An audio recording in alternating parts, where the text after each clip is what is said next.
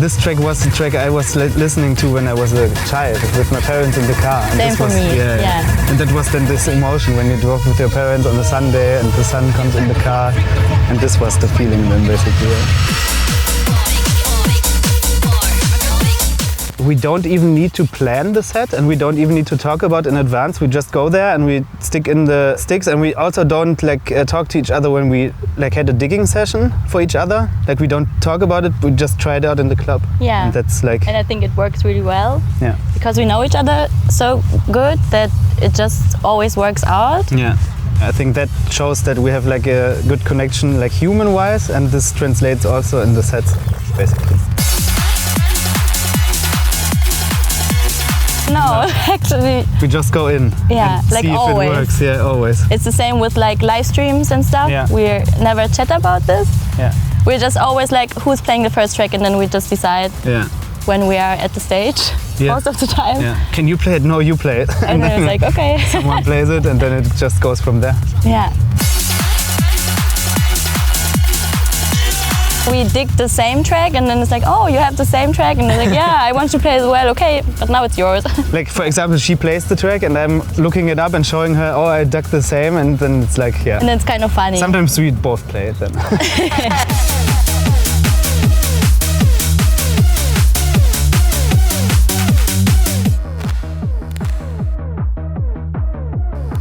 We don't have a lot produced ourselves yet.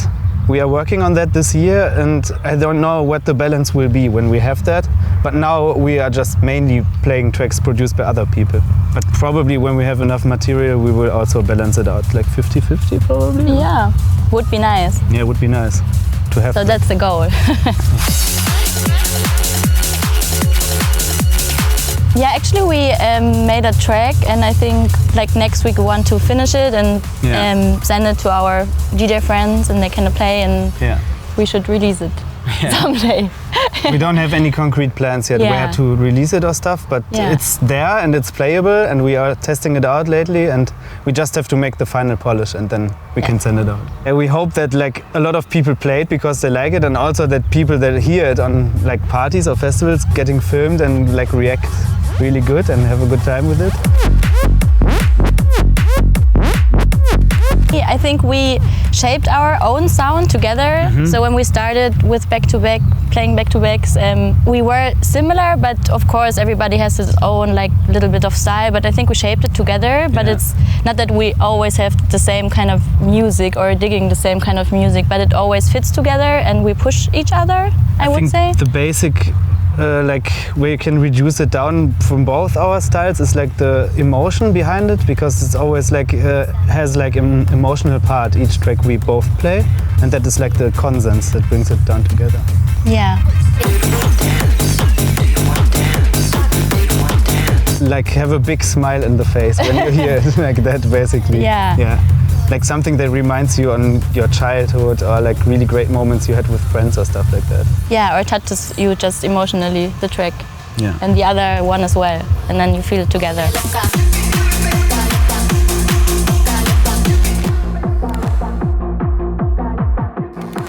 The track we started producing was we listened to it in the car. It was an original track from the 90s or something, and we both oh, we have to make an edit out of this.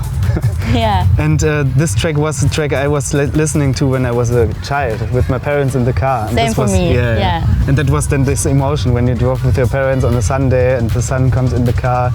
And this was the feeling then basically. Yeah. Mm-hmm. And then you play it out and people also smile and feel probably the same, or even they are happy, and then you see it and you be also happy then.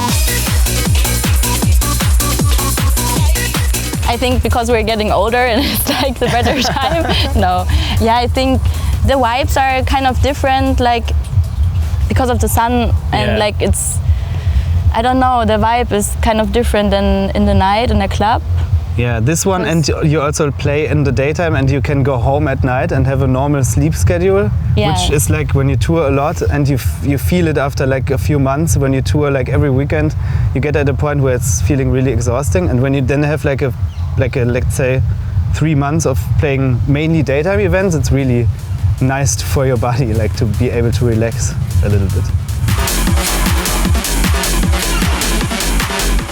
I think it's the same. It's plug and play, yes. Yeah, but we probably play faster or something. Faster and maybe a little bit harder than the daytime playtime. But we also don't like prepare it. We just maybe have the same thought in advance, like that we think on the daytime people are like coming from the festival and being really energetic and then need something more hard and fast probably. So you pick up the vibe of the people that are around you. Yeah. And then you get the same vibe, I would say. There's no like strategy we have, I would say. Just also go with the flow and like see how it goes. And in the past it worked out really good when we had this also like last year on a festival in Germany. We played on the daytime and then we also on the after, but like late in the after at like 5 in the morning. And we just went to the party and partied with the people and that worked out pretty good.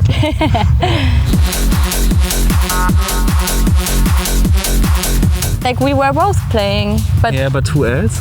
Who else? Like Robin Tasi. Robin Tasi, and Spacer Woman, probably. Yeah. Shout out to them. Definitely Shift.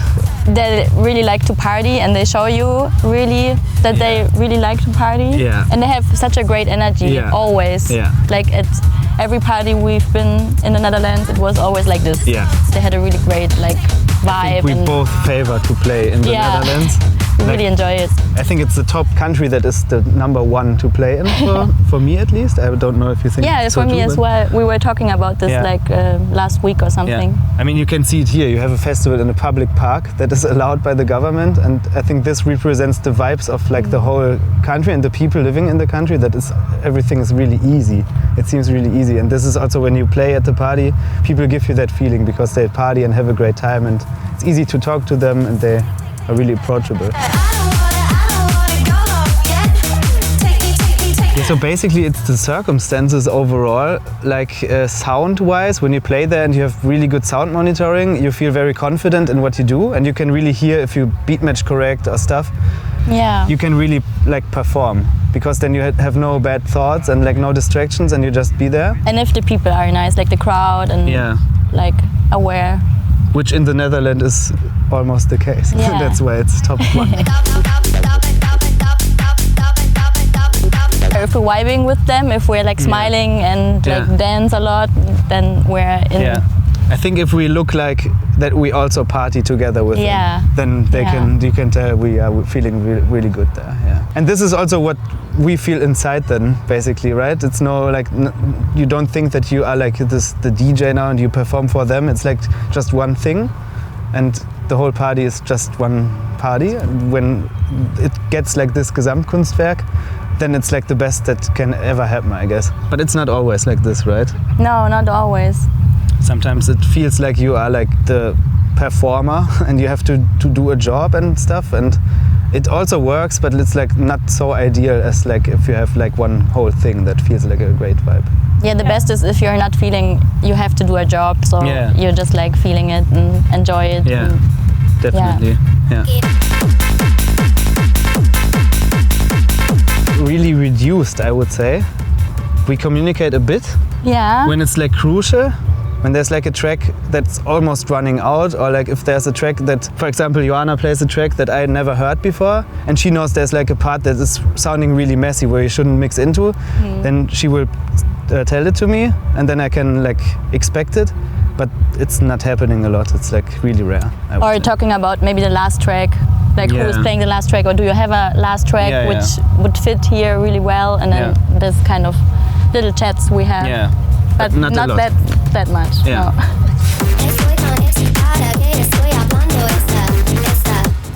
I think so. Yeah. When I was younger. Yeah, me too. And when I partied like in my 18th or something. Yeah. I definitely bought a ticket. Yeah, me too. I bought one for the Deckmantel Festival in Amsterdam when I was like 22 or something. Yeah. Jeff Mills was the act I was looking forward the most. I think it was like 2018 or 2017 or something like that, I think. I'm not sure again. We threw an after party on the camping area and we brought our own like DJ setup and people came in, and it was like a place that was supposed to like fit 8 people brushing their teeth, and it was filled with 100 people and stage diving and stuff. This was really amazing. Crazy. So thank you TicketSwap for making this possible.